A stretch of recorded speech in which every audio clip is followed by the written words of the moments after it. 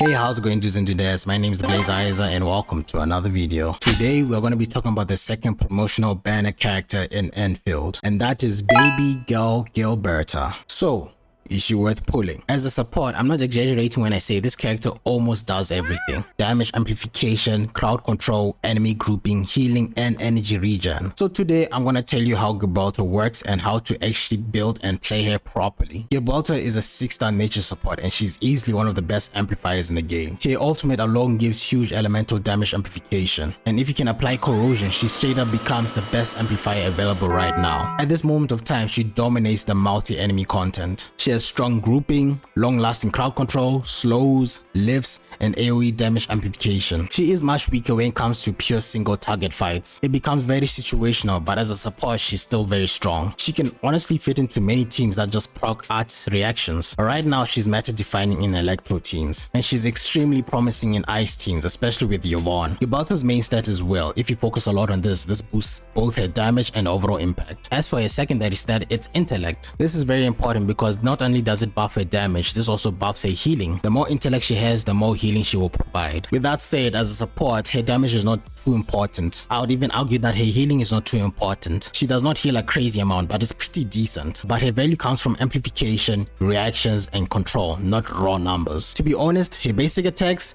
use them as little as possible. It really isn't a priority. Her battle skill has a 4-second channel. While channeling, you cannot do anything else. So controlling Gilberta directly is basically just wasting time. Use your main DPS while she's doing her little thing in the background. So speaking of her battle skill creates a vortex for 4 seconds. This will pull in small enemies, deals damage, then it will detonate, applying 1 nature stack. This is mainly going to be used for grouping enemies, applying nature stacks, and setting up corrosion or reactions in general. Fair warning if it wasn't obvious, large enemies are not pulled in. They can literally walk out before it even detonates. So positioning will be very important. Gilberta's combos activates when arch reactions occur. So this is when corrosion, electrification, or freeze happens to an enemy. When the combo triggers, an AoE appears under the enemies. It detonates after a short delay, deals nature damage, and here's the big one, applies lift. What this will do for you, it will apply vulnerability stacks, lift small enemies into the air, scales with arc intensity, and also increases the stun. In a freezing comp, if this is done to an enemy that is frozen, you will trigger shatter. The damage will scale with existing stacks and also with the arc intensity. Now let's talk about her ultimate. Gilberta's ultimate costs 90 energy. This deals a strong nature hit, a massive elemental susceptibility, applies nature stack, creates an AoE field for 5 seconds, slows enemies by 80%. If you max out the ult skill, the base accessibility goes up to 30%, plus 3% vulnerability stack, and up to 42% total amplification. This is when you dump all your burst damage. Here's a cool interaction with lift. If enemies are already lifted, casting ult keeps them floating for the full 5 seconds. For those 5 seconds, they can quite literally not escape. Here's where things get a bit interesting.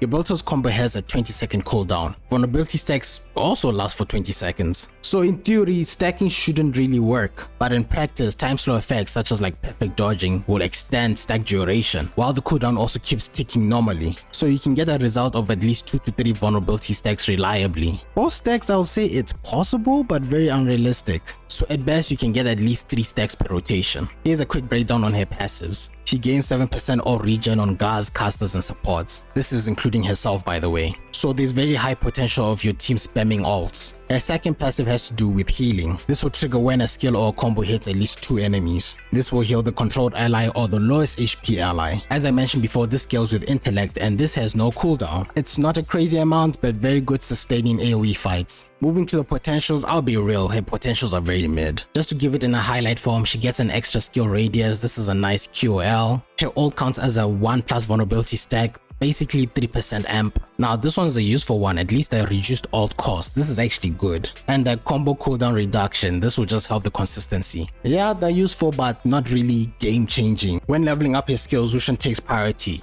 Ultimate above everything else. If you get it to level 60, take it to level 7. If you manage to make it level 80, then take that ult all the way to level 10. Her ult is the real value in her kit. You are gonna completely ignore her basics. As for her skill and combo, I'll say level 6 is more than enough. With the stats, arc intensity is very important, cause this will just in general increase your corrosion, your lift, your shatter, and your stun. Next to that, you want energy regeneration. This is just gonna help make your rotations even more clean. The best all-around set right now is gonna be the internal Terranid set. This will grant 16% team damage on susceptibility, perfect synergy with your alt, balanced stats, and best general option. If you want to use an alternative, the next set I recommend is the Hard Work Gear Pack. This will boost the corrosion damage, not really meta, but it just helps the personal damage. Let's look at the best weapons to equip onto her. Delivery Guaranteed, yes, that's actually the name. This is a signature weapon. This will give a team-wide buff on a combo. It also has a great AoE value, but this weapon will fall off if you're just focusing on a single target. Honestly, it's very skippable, especially if you are free to play. Now, the best weapon for the free to plays out there such as myself, Stance of Memorials is your best bet. This gives a huge team attack buff on alt and just works with all teams. Then we have the situational picks like Ops Edge Figure, Donation Unit, this is a very high skill rotation, and the Arc Identifier. Alright, so let's wrap it up. How to play Gilberta properly now. You should put it in a reaction heavy team. You're gonna want to trigger combos constantly. You're gonna stack vulnerability and apply corrosion. Once the enemy is stunned, you're then gonna drop the ultimate and unload everything in that 5-second window. If this is done right, she becomes the strongest damage amplifier in the game.